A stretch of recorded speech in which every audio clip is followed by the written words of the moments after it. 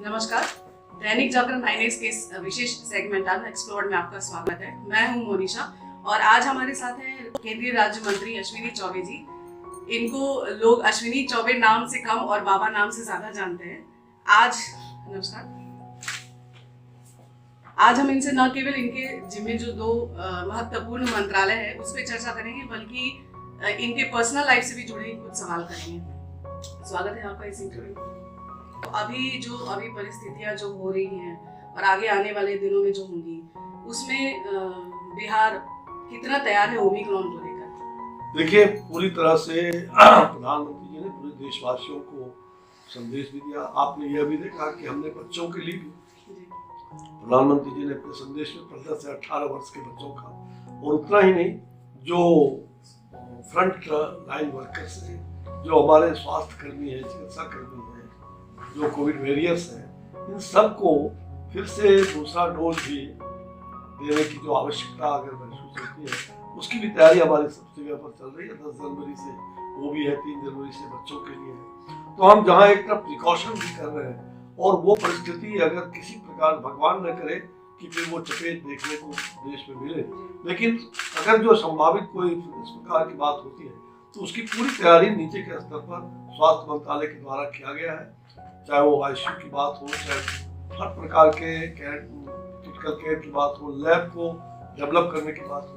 50,000 करोड़ से भी ज्यादा हम लोगों ने योजना बनाई थी, जो राशि नीचे तक जा रहा है, राज्यों में, जिलों में, और इस प्रकार से हम लोग इस काम को अंजाम दे रहे हैं। आपने देखा कि अभी जो हमारे वैक्सीनेशन 9 महीने के अंदर वैक्सीनेशन देश में तैयार किया। ये स्वदेशी वैक्सीन आत्मनिर्भर भारत का जो पैकेज लॉकडाउन के तुरंत बाद जो उन्होंने घोषित किया, लगभग 27 लाख करोड़ का पैकेज, मामूली बात। उपभोक्ताओं से जुड़ा एक सवाल है कि उपभोक्ताओं के मामले में उनको जागरूकता उनके अंदर बढ़ाने और किसी धोखाधड़ी के शिकार ना हो, इसके लिए आप क्या कुछ कर रहे हैं? क्या देखिए, हमारे जिनमें जो उपभोक्ता मामले, खाद्य आपूर्ति जन वितरण प्रणाली का जो मंत्रालय, हम लोगों ने उपभोक्ता मामले में अनेक साहसिक कदम प्रधानमंत्री जी के मार्गदर्शन में उठाया है, और अब वो उपभोक्ता दुनिया का एक एक व्यक्ति उपभोक्ता है, चाहे वो किसी भी क्षेत्र का,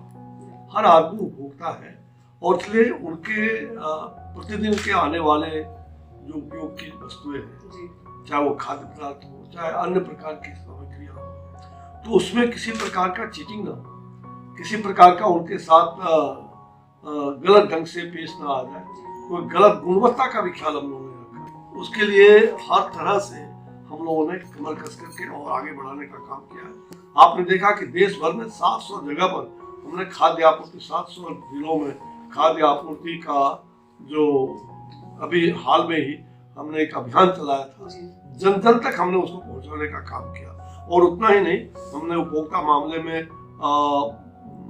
1 अक्टूबर 21 से लेकर के और आगे 28 फरवरी 2022 तक देशव्यापी अभियान चला रहे हैं। और इस अभियान के तहत इस दौरान सभी राज्यों में, सभी जिलों में, और जितने भी हमारे आयोग है उपभोक्ता शिकायतों के लंबित मामलों को निपटान करने के लिए, उसको त्वरित गति से कार्य हो रहा, और उसमें दंड का भी प्रावधान है।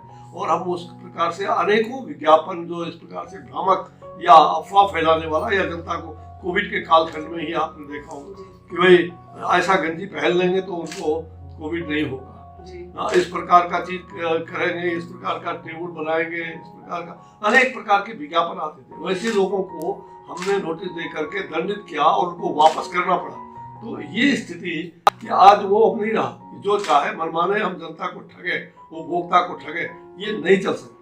और उपभोक्ता की शिकायतों का निवारण अब जल्दी होगा, वो जल्दी हो रहा है। केंद्र से लेकर के जिला स्तर पर हमारी जो उपभोक्ता आयोग है, हम उसको भी सशक्त कर रहे हैं। जहाँ रिक्त पद है उसको भी राज्य सरकार से आग्रह करके जिला तक उसको भरने का काम भी वो इस कालखंड में हो रहा है। आपके जिम्मे जो है वो खाद्य एवं नागरिक आपूर्ति भी है। अभी जैसे आपने कहा कि आपने अभियान एक चलाया गया था, इसमें और क्या नई योजनाएं जो आप शुरू कर रहे हैं? देखिए, सबसे बड़ी बात है, जो खाद्य आपूर्ति मंत्रालय एक बहुत बड़ा मंत्रालय है, अन्नपूर्णा का भंडार। अब देखिए, 1 नेशन 1 राशन कार्ड जो हमारा चल रहा है, उससे लगभग 25 लाख से भी ज्यादा लोगों को इसको लाभ अभी तक हम पहुंचा चुके हैं। ये सबसे बड़ी बात है कि आज मैं जम्मू गया, अरुणाचल गया, गुवाहाटी गया, जहाँ जहाँ भी अभी 14-15 राज्यों के दौरा से अभी 3-4 महीने में हमने दौरे किए, और जगह जगह जहाँ बिहारी प्रवासी मजदूर बड़ी संख्या में मिले, जहाँ उनको मैंने पूछा जा करके, तो उन्होंने कहा हम बस टप्पा लगाते हैं, बॉस करते हैं और हमको राशन मिल जाता है। और हमारे परिवार को भी हमारे गांव में ना, अब कोई नवादा का, कोई हाजीपुर का, कोई भागलपुर का, कोई भोजपुर का, तो इस प्रकार से राशन उनके परिवार को भी मिलता है, और प्रवासी मजदूरों को बाहर काम करते हैं तो उसका भी राशन अलग से उनको मिलता है। यानी कि यह जो हमारा सिस्टम है, ये जो डिजिटल प्रणाली के द्वारा हमने इनबॉक्स सिस्टम जो लागू किया, इसमें भ्रष्टाचार भी दूर हुआ। और प्रधानमंत्री जी जो बार बार कहते थे कि भाई जहाँ स्वच्छता भी हमें करना है, जहाँ हमें मेक इन इंडिया की बात करना है, जहाँ हमें हर प्रकार से startup India, stand up India, वहीं डिजिटल इंडिया का कमाल हमने इस कोविड के वैश्विक महामारी में डिजिटल इंडिया का और स्वच्छता का, जिसका लाभ प्रत्यक्ष लोगों को मिल रहा है, ये अपने आप में एक मिसाल है। और मुझे लग रहा है कि एक तीसरी बात जो हम लोगों ने आपकी जानकारी के लिए खाद्य आपूर्ति मंत्रालय की ओर से एक बड़ा महत्वपूर्ण, जहाँ फूड सिक्योरिटी की गारंटी दे रहे हैं, वहीं हम अब पौष्टिकता की गारंटी दे रहे हैं। आदरणीय प्रधानमंत्री जी ने पिछले अगस्त महीने में प्राचीन लाल किला से ये अपने संभाषण में उन्होंने देशवासियों को आश्वस्त किया था कि 2024 तक हम सभी प्रकार के जितने वितरण प्रणाली के सिस्टम है हमारे, चाहे वो ICDS हो, चाहे वो मिड डे मील हो, चाहे राशन के दुकान से हो, हम 2024 तक सभी लोगों को फोर्टिफाइड राइस समझेंगे। अब आपको जानकर आश्चर्य होगा कि अभी तक हमने अपने मंत्रालय की ओर से और सभी मिड डे मील, ICDS, जितने भी इस प्रकार की संस्थाएं, उनको मुफ्त ये जो हम राइस चावल दे रहे हैं वो फोर्टिफाइड दे रहे हैं। फोर्टिफाइड यानी कि पौष्टिक, उसमें विटामिन सब प्रकार के मिले हैं, आयरन मिले हैं, फॉलिक एसिड मिले हैं, ताकि हमारी जो गर्भवती माता बहन है और जो हमारे कुपोषित बच्चे हैं, हम कुपोषण के से मुक्त होने के लिए ये अभियान फोर्टिफाइड राइस का, और इससे देश में हमारे चावल मिल वाले भी उनको भी काफी काम मिल रहा है, रोजगार भी बढ़ रहा है, और उसमें रोजगार को भी हम सृजन कर रहे हैं। हमने पेयजल के लिए भी कि गांव-गांव में पानी में असुविधा ना हो, उपभोक्ता मामले मंत्रालय के द्वारा से चलंत जल जांच का प्रयोगशाला, ये भी हमने अभी हाल में 1 सप्ताह पहले उद्घाटन किया, और उसको जगह जगह हर क्षेत्रों में हम उसको विस्तार करने जा रहे हैं। जी, अभी जैसे आप कह रहे थे ना डिजिटल इंडिया, तो इससे है कि हम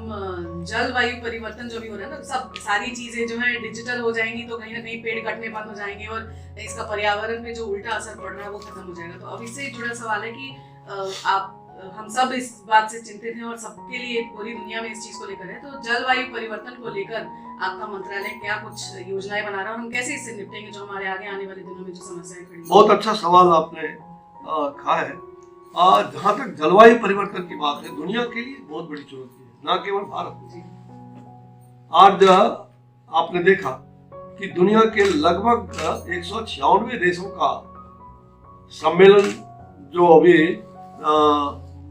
ग्लासगो में हुआ, ब्रिटेन में, और उस ग्लासगो के सम्मेलन में हम किस प्रकार से, हमारे प्रधानमंत्री जी ने किस प्रकार से पूरी दुनिया को वसुधैव कुटुंबकम की भावना से संगच्छध्वम संगबद्धध्वम का मंत्र आह्वान करके कि सब मिलके चले, सब साथ चले, जो भारत की संस्कृति है, जहां एक तरफ उन्होंने भारत की संस्कृति को आम दुनिया को जगाने का काम किया, वहीं जो हम कह सकते हैं कि पिछले 7 वर्षों में जो 2015 में जो समझौता हुआ था, और अभी COP26 में प्रधानमंत्री जी ने जो आह्वान किया, उन्होंने पंचामृत की घोषणा किया। वो पंचामृत क्या है?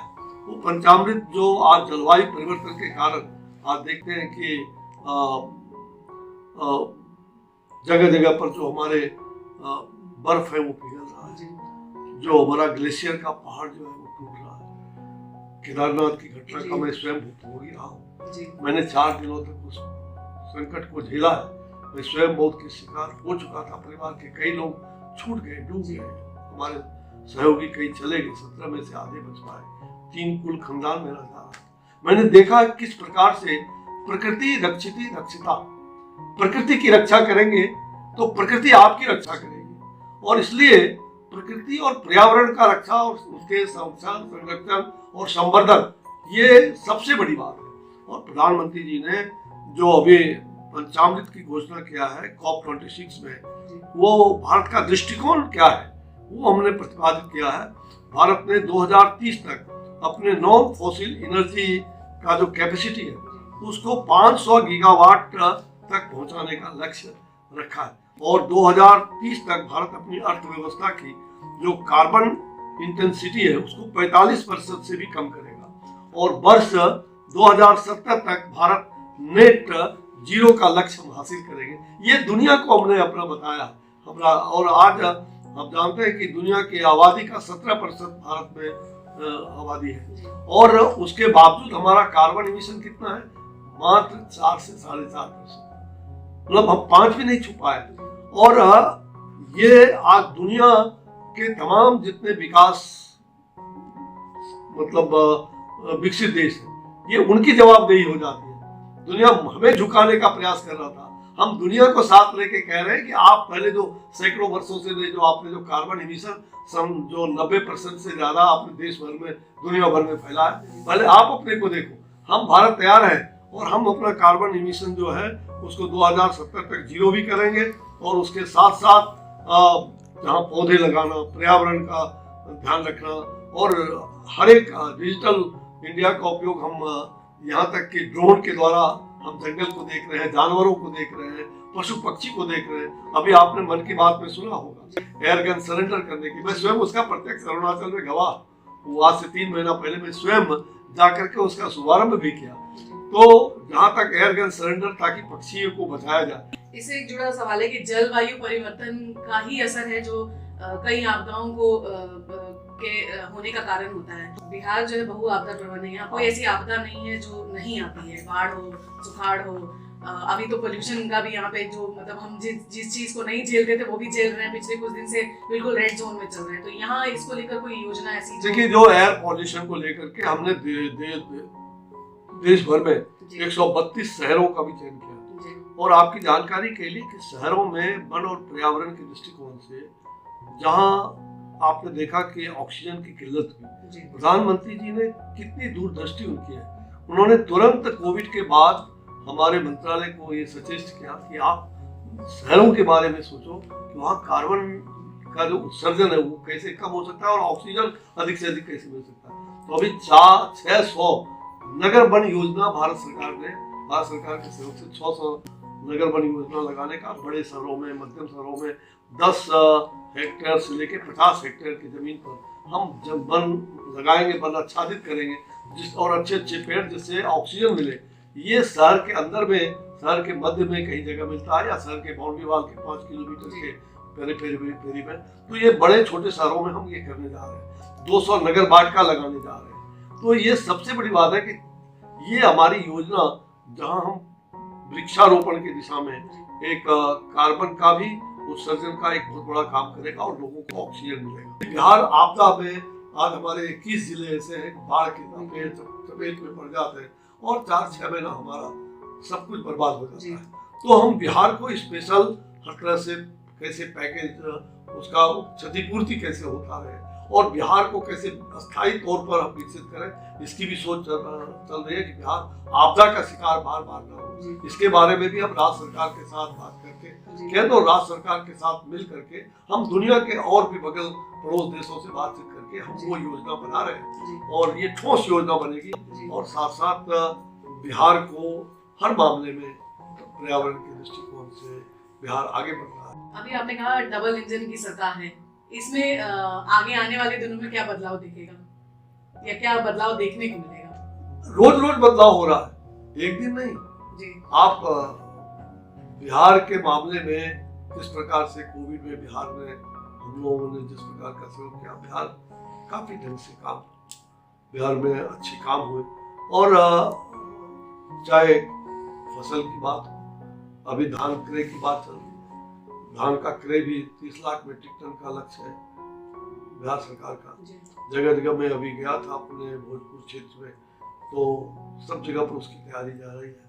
हमने अभी बिहार में कुछ जगहों पर जो हमारा पक्षी विहार है, साइबेरियन पक्षी आते हैं जी उसके लिए बेगूसराय का हो, अभी मैंने कई जगह चिन्हित किया अपने यहाँ। हमारा गोकुल जलाशय योजना है, जी हमारे यहाँ वो पक्षी अभयारण्य दिनारा में भी है, उसको भी हमने चिन्हित किया। हमने कैमूर में वहाँ भी जो है उस लेक को बनाने का, तालाब को विकसित करने का, राज्य के जगह जगह पर तालाब खुदवाए जा रहे हैं जहाँ मत्स्य उद्योग को हम आगे बढ़ाने का काम करें। जी तो मेरा कहने का मतलब है कि हर क्षेत्र में बिहार आज आगे दिखाई पड़ रहा है और बिहार काफी हद तक हम कह सकते हैं कि बिहार आने वाले दिनों में देश के एक अच्छे अव्वल दर्जे का राज्य बने, ये हमारी केंद्र की सरकार की इच्छा है और हम लोग उस दिशा में आगे बढ़ रहे हैं। एक आखिरी और पर्सनल सवाल, खाली समय में अश्विनी अपने ऐसा कौन सा ऐसा काम है या ऐसी क्या चीजें हैं वो करना पसंद करते हैं?